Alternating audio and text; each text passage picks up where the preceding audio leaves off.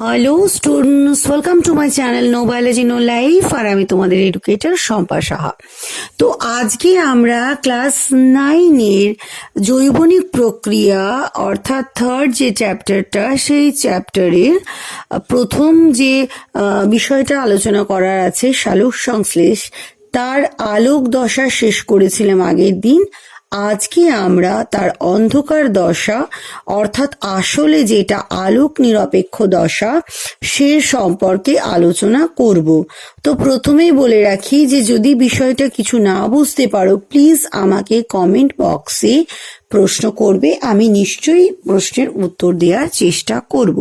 তো চলে আসো আজকের বিষয়ে, যে সালোক সংশ্লেষের প্রথম দশাটা হচ্ছে আলোক দশা, দ্বিতীয় দশা বা ধাপটা হচ্ছে আলোক নিরপেক্ষ দশা। যেহেতু এতে আলোর সরাসরি কোনো প্রয়োজন নেই তাই একে আমরা আলোক নিরপেক্ষ দশা বলে থাকি। তো আলোক নিরপেক্ষ দশায় প্রয়োজনীয় উপাদানগুলি হলো কার্বন ডাই অক্সাইড, এটিপি অর্থাৎ অ্যাডিনোসিন ট্রাইফসফেট, NADPH অর্থাৎ হাইড্রোজিনেটেড নিকোটিনামাইড অ্যাডেনিন ডাইনিউক্লিওটাইড ফসফেট এবং RUBP যার পুরো নাম রাইবিউলোস বিস ফসফেট। এবং এটি কোথায় ঘটে? এর সংঘটন স্থল হচ্ছে ক্লোরোপ্লাস্টের স্ট্রোমা।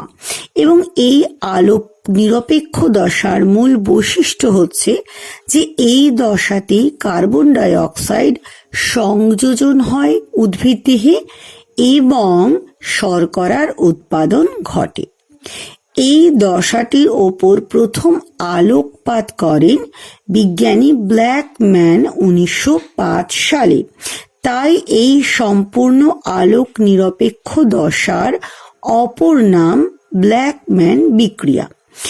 এবার এই ব্ল্যাকম্যান বিক্রিয়া বা আলোক নিরপেক্ষ দশাটিকে মূলত দুটি ধাপে আমরা ভাগ করতে পারি।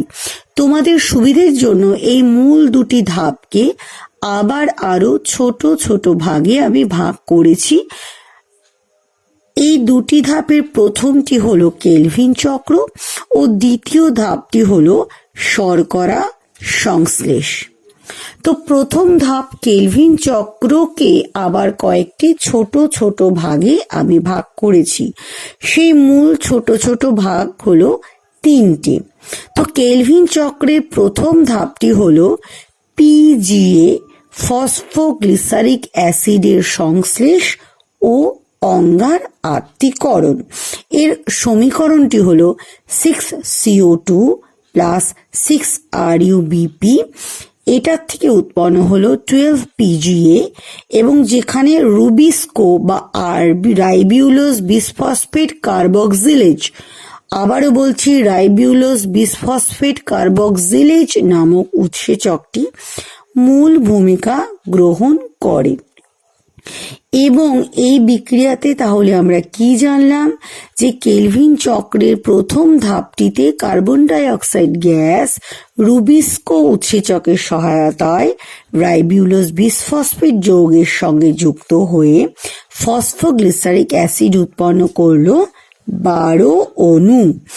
এবং এই ঘটনাটিতে বা এই পর্যায়ে বায়ুমণ্ডলের কার্বন ডাই অক্সাইড থেকে কোষস্থ যৌগে কার্বন অঙ্গীভূত হলো, অর্থাৎ বায়ুমণ্ডলের কার্বন ডাই অক্সাইডটি কোষস্থ গ্লুকোজের মধ্যে প্রবেশ করলো।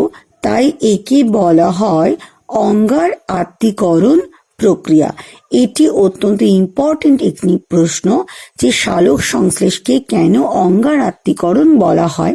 আমি আরো একবার বলছি যে যেহেতু এই ধাপটিতে কার্বন ডাই অক্সাইডের সাথে RUBP যুক্ত হয়ে 12 অণু PGA বা ফসফোগ্লিসারিক অ্যাসিড উৎপন্ন হচ্ছে, এখানে বাতাসের কার্বন ডাই অক্সাইড উদ্ভিদ দেহের অঙ্গীভূত হচ্ছে, তাই একে বলা হয় অঙ্গার আত্তীকরণ। কারণ কার্বন ডাই অক্সাইডে রয়েছে কার্বন তথা অঙ্গার।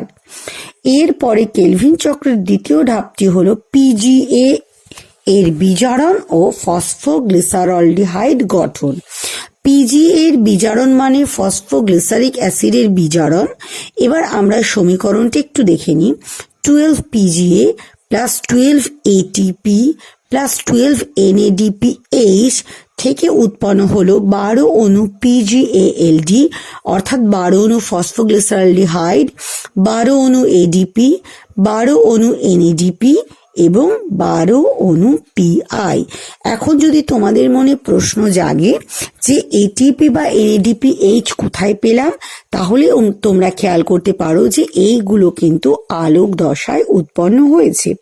তাহলে আমরা এই কেলভিন চক্রের দ্বিতীয় ধাপে কি পেলাম? কেলভিন চক্রের দ্বিতীয় ধাপে আমরা পেলাম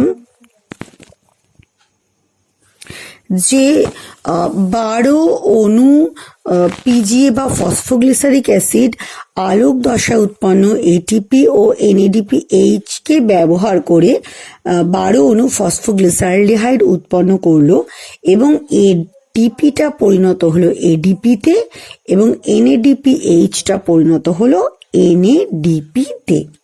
এরপরে হচ্ছে কেলভিন চক্রের তৃতীয় ধাপ, যেটা হচ্ছে RUBP বা রাইবিউলোজ বিসফসফেট পুনঃসংশ্লেষ। এর সমীকরণ ব্যাখ্যা করে নিয়ে আগে, সেটা হচ্ছে 12 অণু PGALD উৎপন্ন হওয়ার পর যেটা আগের ধাপে হলো, তার থেকে 10 অণু PGALD পুনরায় আবার রাইবিউলোজ বিসফসফেট উৎপন্ন করলো এবং বাকি যে 2 অণু PGALD সেটা পরবর্তী ধাপে কাজে লাগবে, কারণ পরবর্তী ধাপে দেখবো যে এই 2 অণু PGALD থেকে 1 অণু গ্লুকোজ উৎপন্ন হলো। এবার তোমাদের মনে প্রশ্ন জাগতেই পারে যে যদি PGALD থেকে আবার RUBP উৎপন্ন হলো, তাহলে RUBPর এই চক্রাকার ধাপের মধ্যে দিয়ে যাওয়ার অর্থ কি? অর্থ একটাই, যে তা না হলে গ্লুকোজ উৎপন্ন হতো না।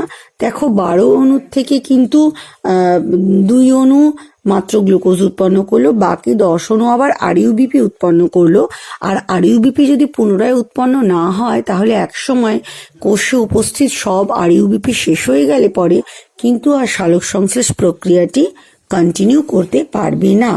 তাহলে এই তৃতীয় ধাপের মাধ্যমে কেলভিন চক্র শেষ হলো।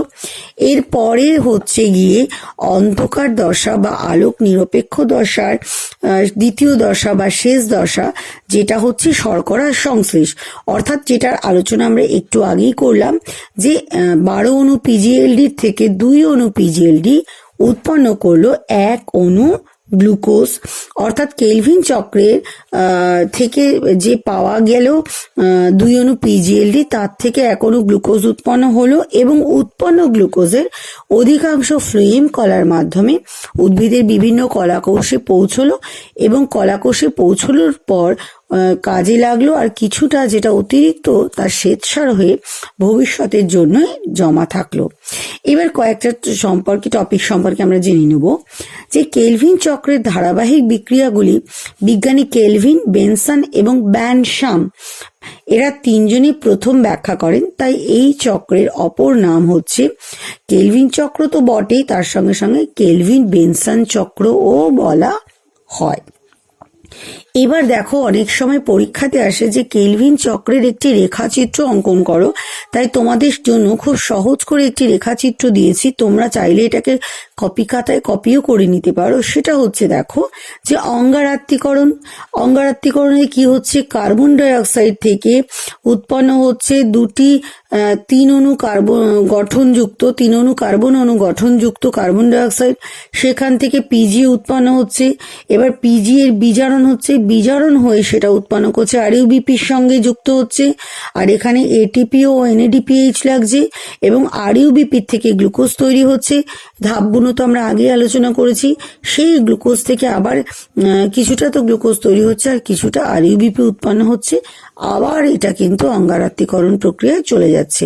এটা হচ্ছে কিন্তু গাইজ পুরো আলোক নিরপেক্ষ দশার নয়, শুধুমাত্র কেলভিন চক্রের ভাগগুলোকেই কিন্তু আমি এখানে রেখাচিত্রের মাধ্যমে তুলে ধরেছি। মাইন্ডেড যে কেলভিন চক্র আর ব্ল্যাকম্যান চক্র কিন্তু আলাদা আলাদা, অর্থাৎ একই চক্র কিন্তু সম্পূর্ণ আলোক নিরপেক্ষ চক্রটি হচ্ছে ব্ল্যাকম্যান বিক্রিয়া, আর তার একটি ধাপ বা প্রথম ধাপটি কিন্তু কেলভিন চক্র।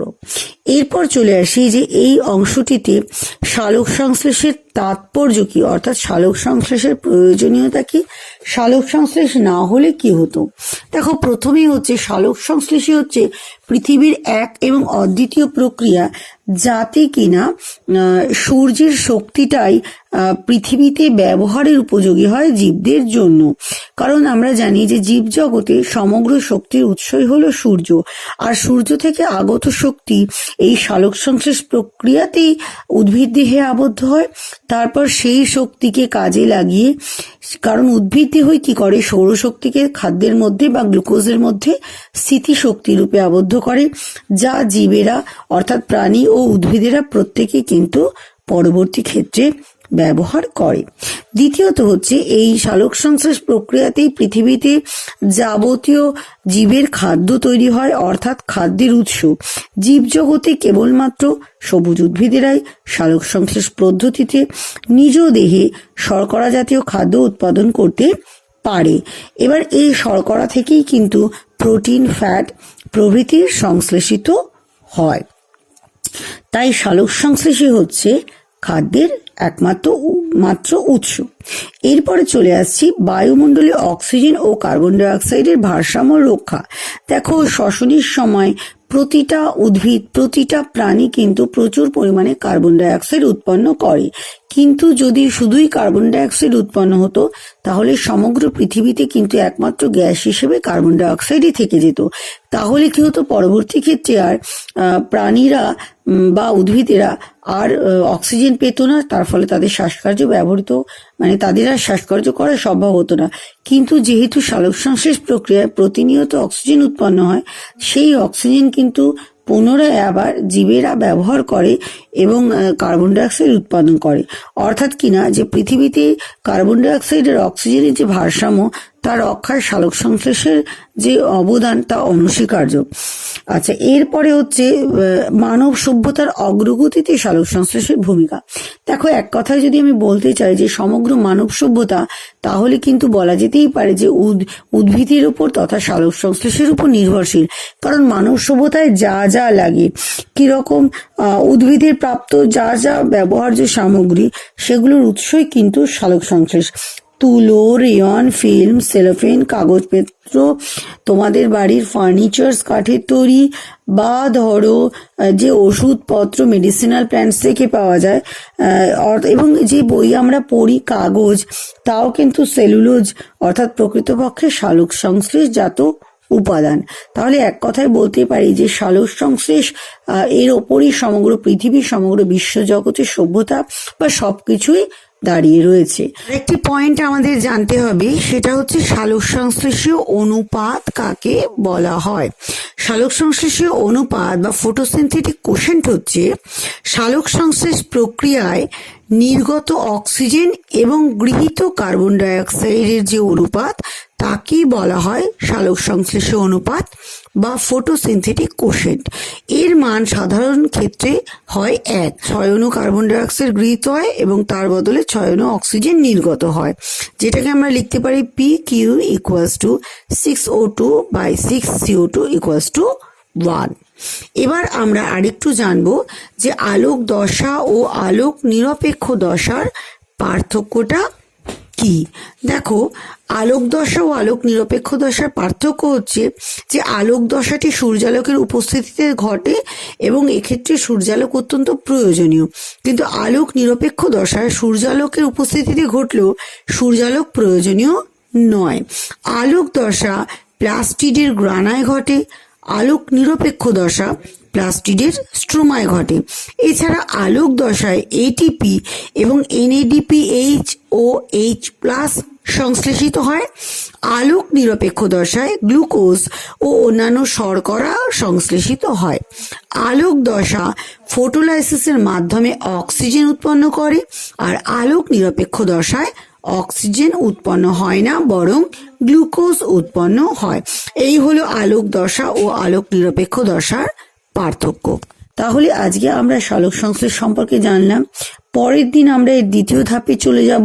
যদি কোনো প্রশ্ন থাকে আবারও বলছি কমেন্ট বক্সে জানাবে, এবং পড়াশোনা তো চালিয়ে যাবে।